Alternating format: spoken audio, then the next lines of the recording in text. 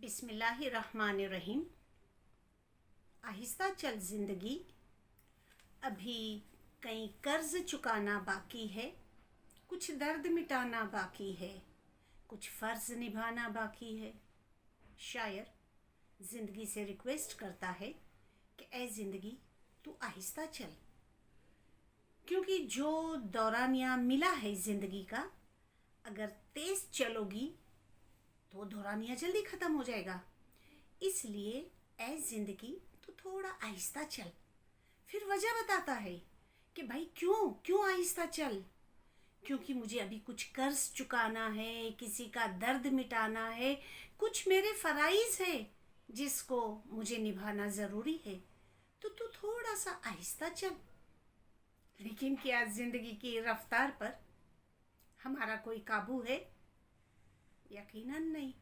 कोई फ़ायदा नहीं, जिंदगी अपने रफ्तार में चलती चली जाती है। क्या क्या कर्ज निभाना है, क्या फ़र्ज निभाना है, क्या दर्द मिटाना है। दर्द दिल के वास्ते पैदा किया इंसान को कि खुदावंद ताला ने इंसान को एक दूसरे का दर्द मिटाने के लिए पैदा किया है। और अब तक हमने कुछ किया ही नहीं। ज़िंदगी अपने रफ्तार में दौड़ी चली जाती है। कुछ कर्ज निभाना है, सिर्फ माली, सिर्फ दौलत, सिर्फ फाइनेंशियल कर्ज ही कर्ज नहीं होता है।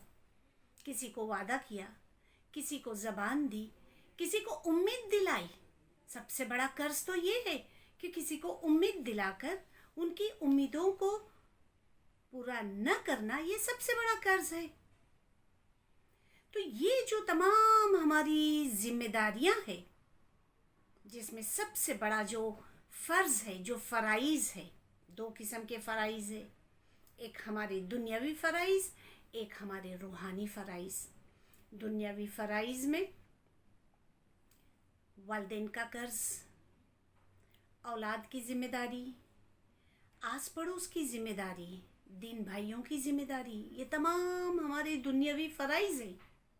और एक है हमारे रूहानी फ़राइज़, जो रूहानी तौर पर खुदावंद ताला ने हम पर फ़र्ज़ रखा है। जब इस दुनिया में हमें भेजा, जिस मकसद के लिए हमें पैदा किया, ये हमारा फ़र्ज़ है, उसे भी हमने निभाना है।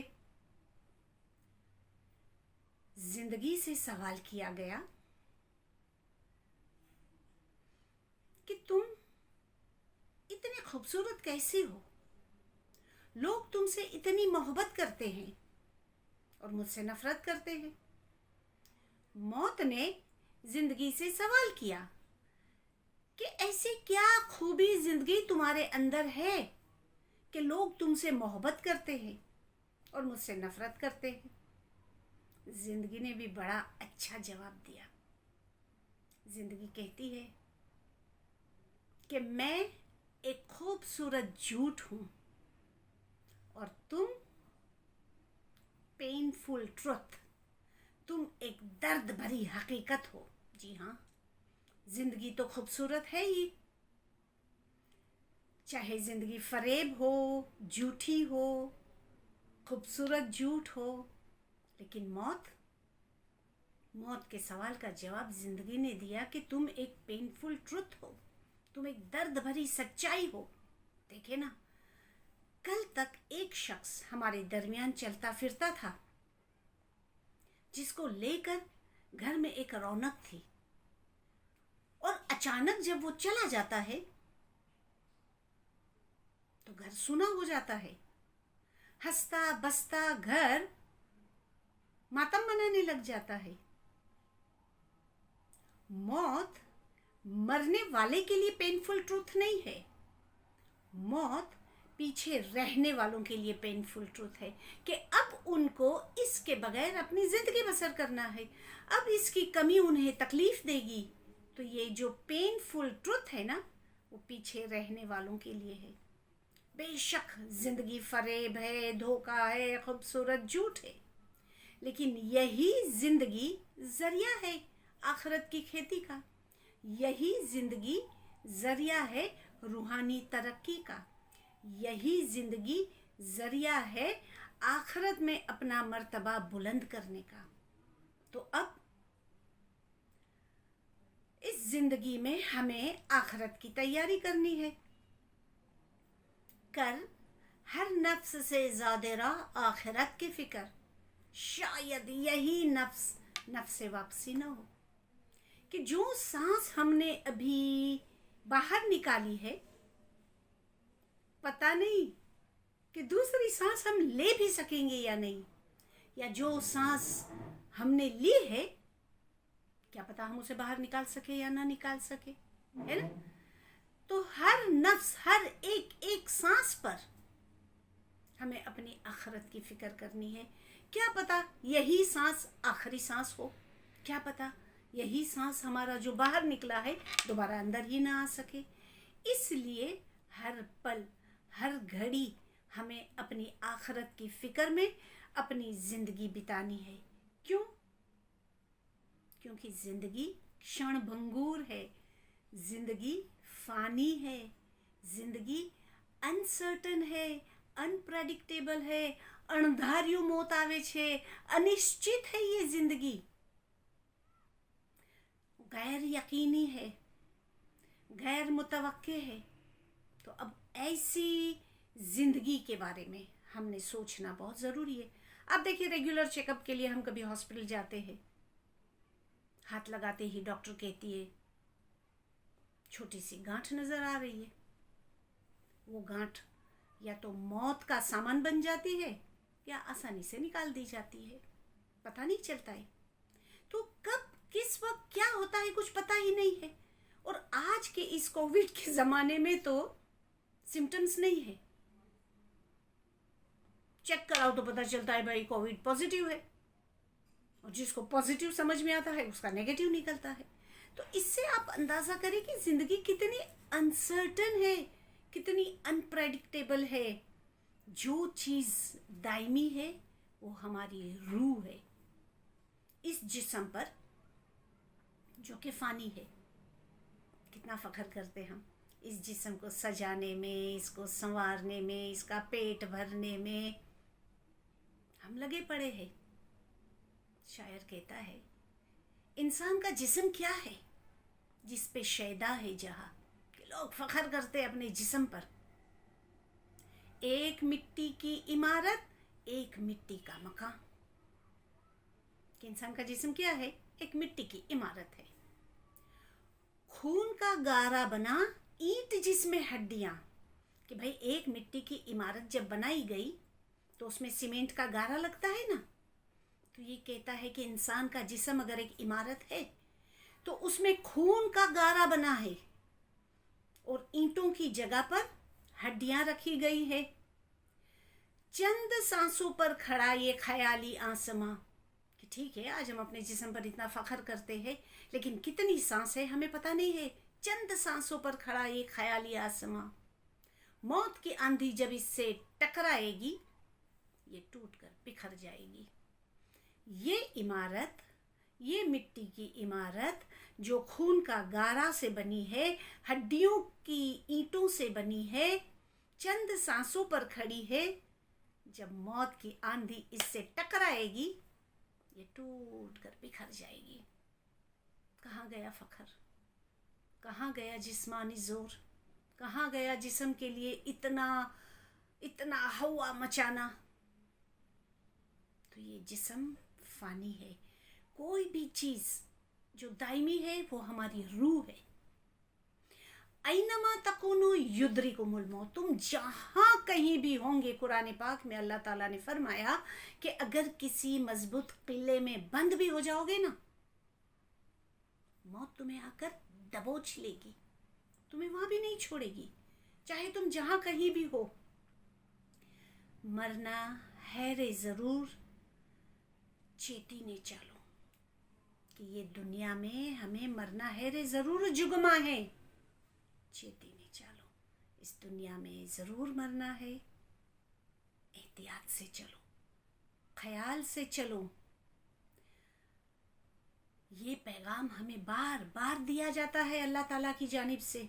एक ज़माना था जब बालों में सफ़ेदी आती थी तो बंदा दुनिया से डिटेच होना शुरू हो जाता था, कि उसको पता चलता था अब मैं बूढ़ा हो गया हूँ और इंशाल्लाह चंद सालों में मैं इस दुनिया से चला जाऊँगा।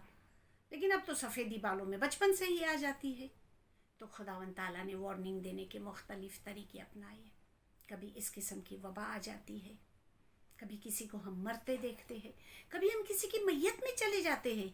आप देखें, अभी तो खैर बहुत पाबंदी से हम जाते नहीं है लोगों की मैयत में, लेकिन जब हम मैयत में जाते थे, उसकी मौत हुई, रोते हम थे। क्यों?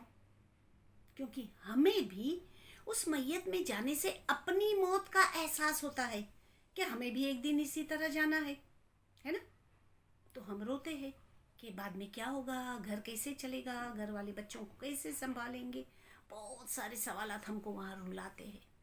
तो अल्लाह ताला की जानिब से हमें पैगाम देने के ये मुख्तलिफ तरीक़ेकार हो गए कि कब हमारी मौत आनी है, कैसे आनी है, बेशक अनसर्टन है, लेकिन मरना है रे ज़रूर। जुगमा है चेती ने चालो, वार्निंग मिल जाती है। कभी बाल की सफ़ेदी, कभी इस किस्म की बीमारियां, कभी किसी रिश्तेदार की मौत, कभी कोई ख्वाब आ जाता है, कभी किसी यार दोस्त के साथ बात करते हुए इस तरह का टॉपिक निकल आता है, कभी ऐसी तकरीर हम सुनते हैं तो हमें पता चलता है, पता क्या चलता है, एक याद दहानी आ जाती है। पता तो सबको है कि हमें एक न एक दिन इस दुनिया को छोड़कर जाना है। मेडिकल सपोर्ट ने लॉन्जिविटी को बढ़ा दिया। ज़िंदगी के दौरानिए को लॉन्जिविटी ने, मेडिकल सपोर्ट ने बढ़ा दिया। लेकिन क्या मौत टली है? किसी मेडिकल साइंस ने ये कहा कि हम तुम्हें मौत से बचाएंगे? चंद साल डिले हो सकती है, थोड़ा आगे पीछे हो सकता है, लेकिन जाना तो है। आस्तिक, नास्तिक, मजहब परस्त, मजहब में न मानने वाले, चाहे किसी चीज़ को कबूल करे या न करे, मौत को हर शख्स, हर कौम कबूल करती है कि हाँ, मौत लाजमी है। जन्मा सो मर गया, राजा रंग फ़कीर, कि जो पैदा हुआ वो मर जाएगा, चाहे वो राजा हो, चाहे वो गरीब हो, चाहे वो फ़कीर हो। कोई सिंहासन चढ़ चला, कोई बांध चला जंजीर, यानी कोई ऐसा है जो बादशाह है, कोई कैदी है, वो भी इस दुनिया से चला जाता है। जब तुम आए इस जगत में, जग हंसे तुम रोए। जब बच्चा पैदा होता है तो बच्चा रोता है और हम हंसते हैं कि बेटा हुआ, बेटी हुई, हमें खुशी होती है ना। तो जब तुम आए इस जगत में, जग हंसे तुम रोए। ऐसी करनी कर चलो, आप हंसे जग रोए। कि काम तुम्हारे ऐसे हो, आमाल ऐसे हो कि जब इस दुनिया से जाने की बारी आए ना, तो हमारे दिल में सुकून हो, हमारे चेहरे पर मुस्कुराहट हो। रोता कौन हो? जो हमारी मैयत में शामिल हुए हैं। हम तो हंसते हंसते यहाँ से चले जाए। तो ऐसी करनी, ऐसे आमाल हम कैसे करें? कथनी मीठी खांड सी, करनी विष की होई। कथनी तज, करनी कर, तो विष से अमृत होई। कि कथनी मीठी खांड सी, जबान बहुत मीठी, जबान से किसी को हर्ट नहीं करते हैं, लेकिन आमाल ऐसे जहरीले।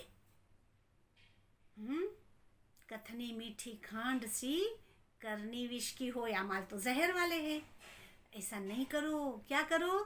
कथनी तज, ये मीठी मीठी बातें करना छोड़ दो। कथनी तज, करनी कर, अच्छे अमाल कर, तो विष से अमृत होई, तो जहर से अमृत बन जाएगा। तो इसलिए हमारे आमाल अच्छे होने चाहिए। सिर्फ ज़बानी मीठा बोलने से काम नहीं चलता है। हमें ख्याल होना चाहिए कि ये दुनिया फ़ानी है, इस दुनिया से हमें खाली हाथ जाना है।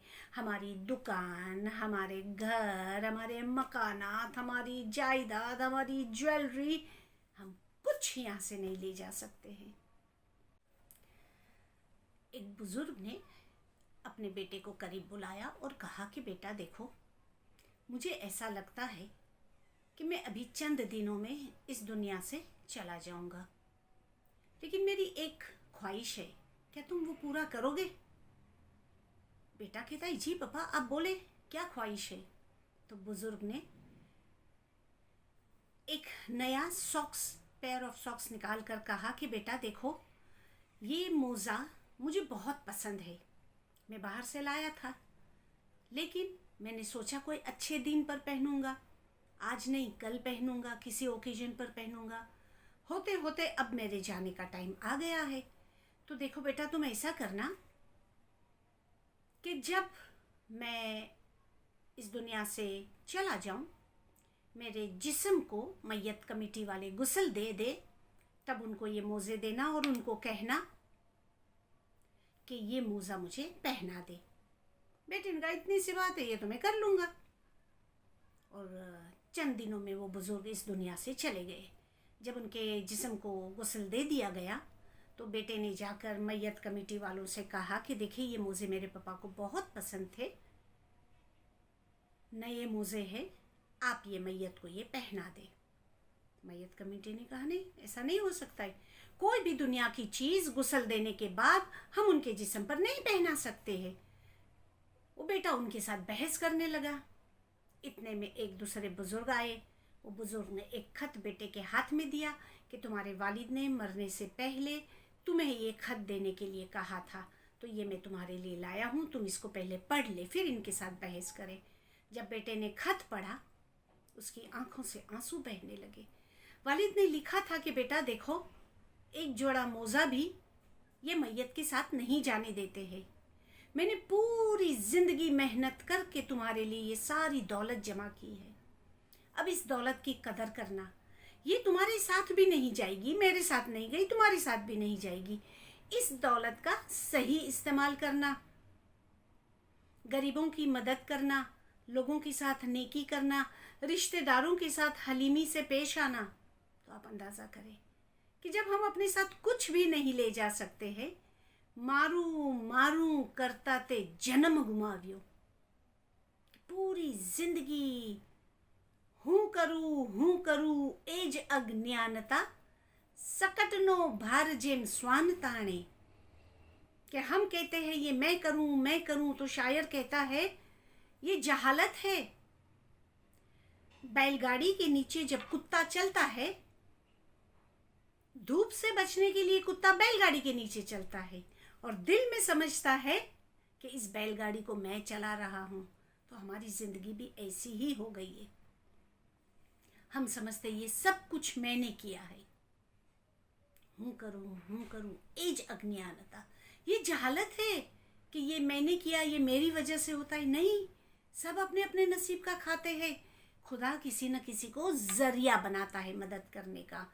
तो इस दुनिया से हम अपने साथ कुछ नहीं ले जा सकते, इसलिए खुदा ने जो कुछ हमें दिया है, हमें एक दूसरे से मिल बांट कर खाने की ज़रूरत है। लेकिन हमारी ज़िंदगी कैसी होने लगी है। शायर कहता है, अपनी दुनिया में मस्त रहता था मैं, मौत की फिक्र न करता था मैं, गुनाहों को गुनाह समझता ही न था मैं, लज्जतों के पीछे भागता था मैं।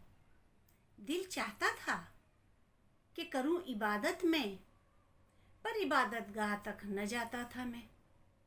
देख लो, है ना, हकीकत में ऐसी ही ज़िंदगी हमारी कि हम अपनी दुनिया में मस्त रहते हैं, मौत की फिक्र नहीं करते हैं, गुनाहों को हम गुनाह समझते ही नहीं है। जब गुनाह का एहसास हो ना, तो पता चले कि हमने गुनाह किया है, तो कुछ शर्मिंदगी हो तो कोई इंसान तौबा करे। लेकिन जो हम करते हैं, हम समझते हैं हम सही ही करते, उसको हम गुनाह ही नहीं समझते हैं। लज्जतों के पीछे भागता था मैं, कभी टीवी, कभी मोबाइल, कभी दोस्त, कभी यार, कभी घूमना, कभी फिरना, कभी इबादत का ख्याल ही नहीं आया। और इबादत का ख्याल आया भी, भाव हुआ पण भक्ति न हुई। जीवड़ो उठी ने चालियो निराश, के अरमान हुआ इबादत करूं, लेकिन इबादत गाह तक मैं जाता ही नहीं था। चलो, माजी का दौर था, इबादत गाह खुली होती थी, इबादत के लिए जाते थे। अब तो वो भी रास्ते अनसर्टेन पीरियड के लिए बंद है, टेम्पररी बंद है।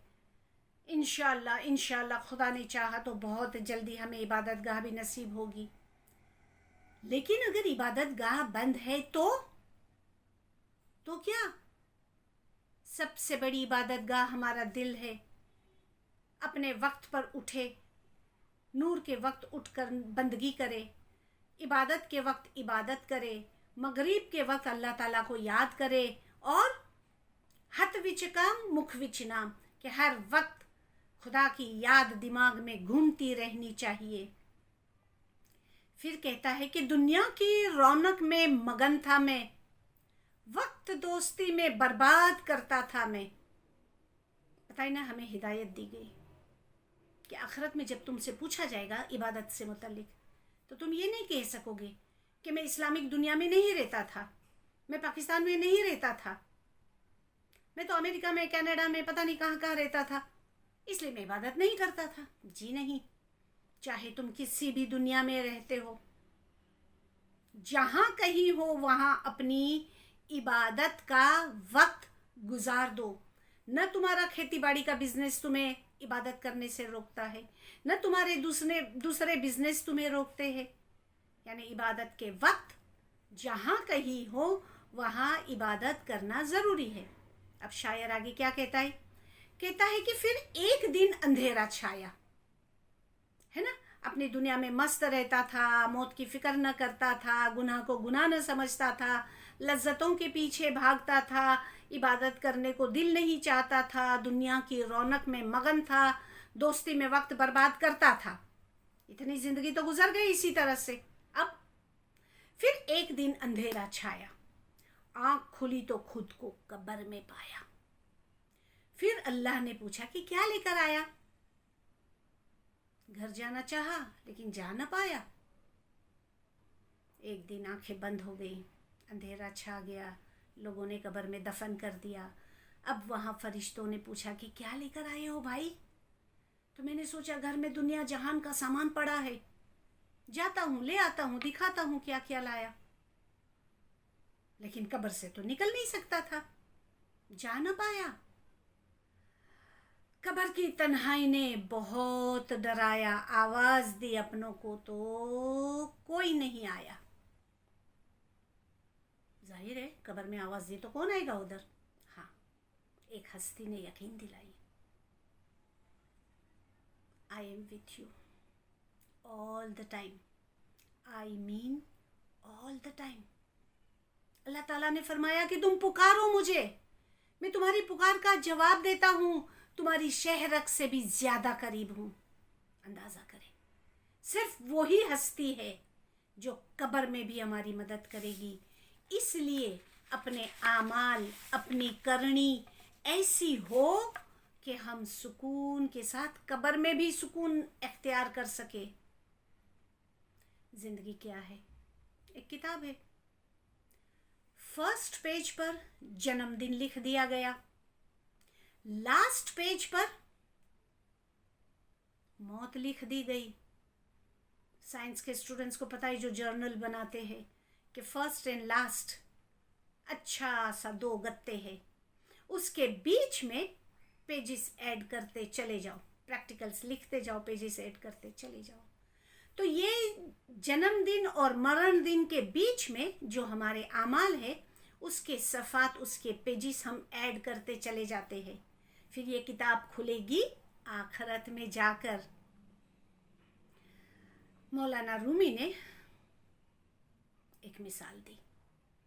मौलाना रूमी ने बताया कि भाई एक शख्स को एक बहुत कीमती हीरा मिला, वो तो बड़ा खुश हो गया, सोचता है मेरे किस काम का, अब मैं इसको बेचूंगा, पैसे आएंगे तो हमारा घर बड़ा सुकून से चलेगा। हीरा लेकर वो जौहरी के पास गया। हीरे की परख तो जौहरी को ही होती है। जब वो बाजार में गया, जौहरी ने हीरे को पलट पलट कर देखा। कहता है भाई, ये बहुत ही कीमती हीरा है, इस बाजार में किसी के पास भी इतनी दौलत नहीं है कि वो तुम्हारे इस हीरे की कीमत चुका सके। तो ऐसा करो कि तुम बादशाह के पास चले जाओ, बादशाह सलामत ही तुम्हारी हीरे की कीमत लगा सकते हैं। बहुत खुश हुआ। अब वो गया बादशाह सलामत के पास महल में। बादशाह ने हीरा देखा, वजीर को दिखाया, महल के जौहरी ने उसको देखा, कहा बादशाह सलामत बहुत कीमती हीरा है, इसकी कीमत चुकाने की हमारी भी ताकत नहीं है। लेकिन कहते हैं ना कि राजा वाजा वांदरा बराबर होते हैं। बंदर एक जगह टिक नहीं सकता है, गुलाटियां मारता ही रहता है। ड्रम वाजा बजाओ, हाथ लगते ही वो बज पड़ता है। राजा भी ऐसा ही जिद्दी, काबू में नहीं आता है। वजीर ने समझाया कि हमारे पास इतनी दौलत नहीं है। राजा ने कहा मुझे ये हीरा चाहिए, अब क्या किया जाए? तो वजीर ने एक रास्ता निकाला कि इस हीरे की कीमत को हम इस तरह चुकाएंगे। उस शख्स को वजीर ने कुछ समझाया। क्या समझाया? कैसे वो हीरे की कीमत चुकाएगा? आया ये हीरा बेचने के लिए तैयार होगा इतनी कीमत पर? क्या बादशाह काबिल हो जाएगा कि उसकी कीमत चुका सके? ये तमाम सवालात के जवाबात इंशाल्लाह हम सेकंड पार्ट में नेक्स्ट एपिसोड में देखेंगे। बहुत बहुत शुक्रिया। यानी